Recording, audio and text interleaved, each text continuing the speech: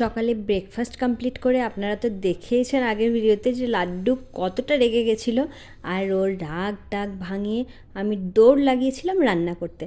কারণটা তো সবার জানা আছে, আমাদের বাড়িতে আজকে এক দাদা আসছে। আর এই যে ভাত টাত খেয়ে আমার লাড্ডু বুড়োটা একটু ভাত ঘুম দিচ্ছি, কিউট একটা বাচ্চা আমার। আর এই যে ব্ল্যাক টি শার্টে যে দাদাটা আছে, এই হলো আমাদের সেই দাদা যে এত দূর থেকে আমাদের সাথে দেখা করতে এসছে।